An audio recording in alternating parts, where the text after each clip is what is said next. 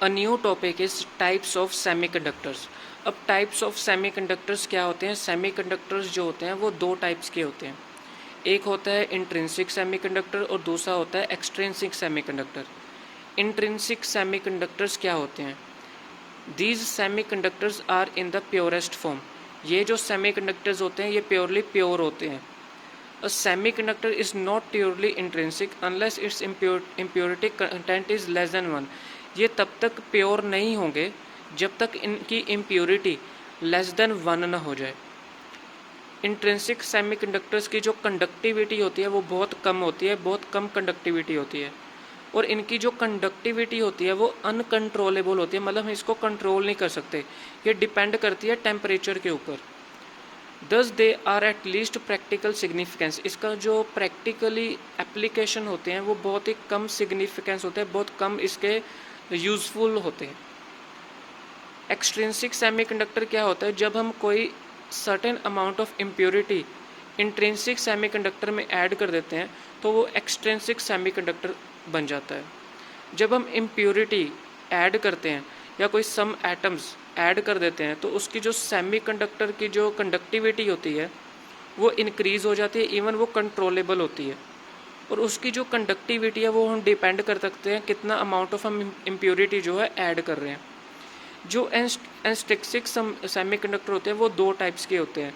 एक तो P type semiconductor होते हैं और एक एन टाइप सेमीकंडक्टर होते हैं। जब आप impurity group third of the periodic table के ग्रुप थर्ड में ऐड करते हो, जैसे कि बोरॉन, तो उसका जो सेमीकंडक्टर होगा वो पी टाइप सेमीकंडक्टर होगा। अगर आप कोई इम्प्योरिटी पीरियोडिक टेबल के ग्रुप 5 में ऐड कर रहे हो, जैसे कि एंटीमनी, तो उसका जो सेमीकंडक्टर होगा वो एन टाइप सेमीकंडक्टर होगा। तो हमने क्या पढ़ा है कि जो सेमीकंडक्टर होते हैं दो टाइप्स के होते हैं, एक इंट्रिंसिक सेमीकंडक्टर और एक एक्सट्रिंसिक सेमीकंडक्टर। इंट्रिंसिक सेमीकंडक्टर जो होते हैं प्योरेस्ट फॉर्म में होते हैं, और ये तब तक प्योर नहीं हो सकते जब तक इनकी इम्प्योरिटी लेस देन 1 ना हो जाए, और इनकी जो कंडक्टिविटी होती है वो बहुत कम होती है और अनकंट्रोलेबल होती है, और ये डिपेंड करते हैं टेम्परेचर के ऊपर, और इसके जो प्रैक्टिकल सिग्निफिकेंस होते हैं बहुत कम होते हैं। एक्सट्रिंसिक सेमीकंडक्टर क्या होता है? जब हम कोई certain amount of impurity add करते हैं इंट्रिंसिक सेमीकंडक्टर में तो वो एक्सट्रिंसिक सेमीकंडक्टर बन जाता है। जब हम उसमें इम्प्योरिटी ऐड करते हैं तो उसकी कंडक्टिविटी जो होती है सेमीकंडक्टर की वो बढ़ जाती है और कंट्रोलेबल होती है, और ये कंट्रोल किया जा सकता है कितनी अमाउंट ऑफ इम्प्योरिटी हम ऐड कर रहे हैं। अगर आप कोई impurity group third of the periodic table में ऐड कर रहे हैं तो वो पी टाइप सेमीकंडक्टर है। अगर आप कोई इम्प्योरिटी ग्रुप 5 के पीरियोडिक टेबल में ऐड कर रहे हैं तो वो एन टाइप सेमीकंडक्टर है। सबसे इंपॉर्टेंट क्वेश्चन है कि डोपिंग क्या होता है? It is a process of deliberating addition of a desirable impurity. मतलब हम कितनी अमाउंट ऑफ इम्प्योरिटी किसी इंट्रिंसिक सेमीकंडक्टर में डाल रहे हैं ताकि वो उसकी प्रॉपर्टीज़ को हम कंट्रोल कर सकें, उसको हम बोलते हैं डोपिंग। ठीक है, डोपिंग इंक्रीज होती है the electrical conductivity to a greater extent. जितनी अमाउंट ऑफ आप इम्प्योरिटी ऐड करोगे उसकी कंडक्टिविटी जो है वो बढ़ जाएगी। अब हमने पढ़ना है कि concept of electron and hole क्या होता है। जब हमारा जो टेम्परेचर होता है अगर वो ज़ीरो हो, एट एब्सोल्यूट ज़ीरो टेम्परेचर, जो वैलेंस बैंड होते हैं इंट्रिंसिक कंडक्टर के लिए वो पूरी तरह से फिल्ड होते हैं, और जो कंडक्शन बैंड होते हैं वो एम्प्टी होते हैं। जब टेम्परेचर ज़ीरो हो तो वैलेंस बैंड जो होते हैं वो पूरी तरह से फिल होते हैं, और कंडक्शन बैंड जो होते हैं वो एम्प्टी होते हैं। इसको वैलेंस बैंड बोलते हैं, इसको हम कंडक्शन बैंड बोलते हैं। Since there are 4 covalent bonds, इसमें 4 ऐसे कोवलेंट बॉन्ड्स हैं जो एक दूसरे के साथ जुड़े हुए हैं, शेयरिंग कर रहे हैं, बट इनकी जो बॉन्ड है वो इतनी स्ट्रॉन्ग नहीं है। जैसे ही आप यहाँ पे टेम्परेचर इंक्रीज़ करोगे तो क्या होगा, जो इलेक्ट्रॉन्स होते हैं उनके पास सफिशेंट एनर्जी आ जाती है ताकि जो इनके बीच बॉन्ड है उसको वो ब्रेक कर सकें। जैसे ही वो ब्रेक करेंगे तो ये जो वैलेंस इलेक्ट्रॉन्स हैं वो वैलेंस बैंड से अवे जाने की कोशिश करेंगे, दूर जाएंगे, और जब वो न्यूक्लियस से दूर जाएंगे अपने ऑर्बिट से, अपनी ऑर्बिट की पोजीशन से किसी और ऑर्बिट में एंटर होंगे, तो वो क्या होंगे, वो कंडक्ट करते हैं, तो वो एबल होते हैं कि इलेक्ट्रिसिटी कंडक्ट कर सकते हैं। तो जो कुछ वैलेंस इलेक्ट्रॉन जो हैं टेम्परेचर इंक्रीज करने के बाद जो कोवलेंट बॉन्ड है वो ब्रेक कर देंगे, और वो इलेक्ट्रॉन्स जो है वैलेंस बैंड से अपनी पोजीशन छोड़कर कंडक्शन बैंड में चले जाएंगे। ठीक है, और जो यहाँ पे अपनी पोजीशन छोड़ के कंडक्शन बैंड पे गए हैं और जिस पोजीशन को वो छोड़ के गए अब वो खाली हो चुकी है, उसको हम बोलते हैं होल। उसको हम क्या बोलेंगे? होल बोलेंगे। ठीक है, वो हम आगे पढ़ते हैं। When an electron moves away to the conduction band, जब वैलेंस बैंड के इलेक्ट्रॉन्स मूव अवे हो जाते हैं और कंडक्शन बैंड में चले जाते हैं तो उनकी जो वैकेंसी खाली हो जाती है, उनकी जो जगह खाली हो जाती है, उसको हम होल बोलते हैं। और whenever a free electron is generated and hole is created simultaneously, this type of generation is called thermal generation. ये जो फ्री इलेक्ट्रॉन जनरेट हुआ है ये टेम्परेचर इंक्रीज की वजह से हुआ है, तो उसको हम बोलते हैं थर्मल जनरेशन।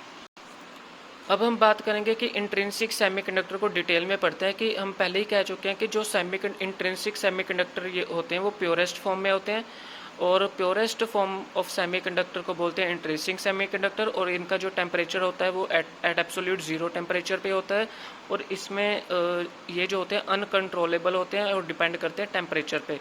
और इनकी जो वैलेंस बैंड होती है वो कम्प्लीटली फिल्ड होती है, और जो कंडक्शन बैंड होती है वो एम्प्टी होती है। अब हम इसको डिटेल में पढ़ते हैं।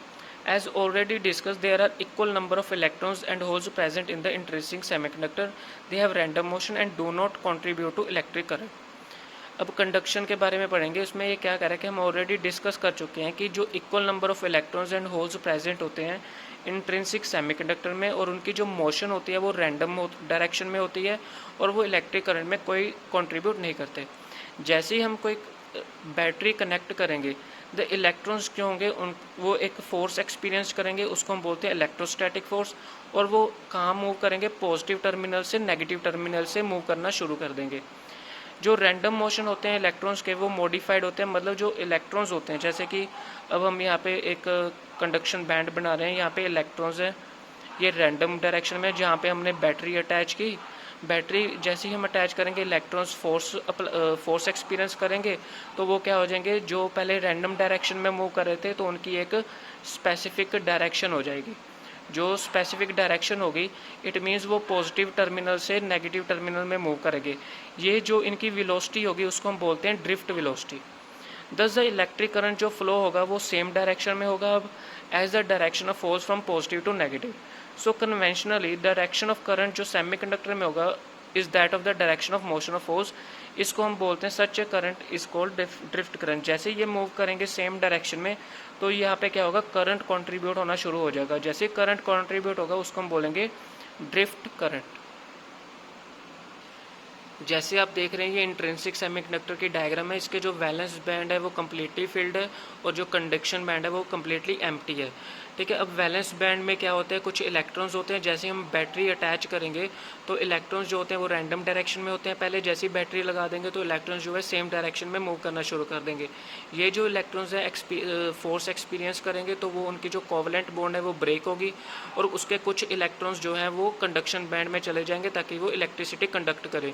और जो इलेक्ट्रॉन्स यहाँ से वहाँ जाएंगे तो इसकी जगह ले लेंगे, उसको हम बोलते हैं फ्री इलेक्ट्रॉन्स। और यहाँ पे जो खाली जगह हो जाएगी, खाली इलेक्ट्रॉन्स जो अपनी जगह छोड़ के गए हैं उसको हम होल बोलते हैं। ठीक है, तो ये पूरा कंसेप्ट होता है।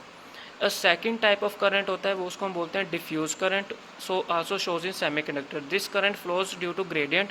ये करंट कैसे फ्लो होता है? टेम्परेचर डिफरेंस की वजह से। In carrier concentration and different parts of the semiconductor in crystal. अब टेम्परेचर का क्या इफेक्ट होता है कंडक्टिविटी ऑफ इंट्रिंसिक सेमीकंडक्टर में? एंड इंट्रिंसिक सेमीकंडक्टर जो होता है हम पहले ही कह चुके हैं एब्सोल्यूट जीरो टेम्परेचर पे होता है। जैसे ही आप टेम्परेचर इंक्रीज करोगे, कुछ हीट एनर्जी सप्लाई करोगे, जो कोवलेंट बॉन्ड्स है वो ब्रेक हो जाएंगे, और उसके जो वैलेंस इलेक्ट्रॉन्स है वो कंडक्शन बैंड में जाना शुरू कर देंगे, और वो अपनी पोजीशन जो छोड़ेंगे उसको हम होल बोलते हैं। ठीक है, एट द इलेक्ट्रॉन्स जो रीच करेंगे कंडक्शन बैंड के उसको हम फ्री इलेक्ट्रॉन्स बोलते हैं।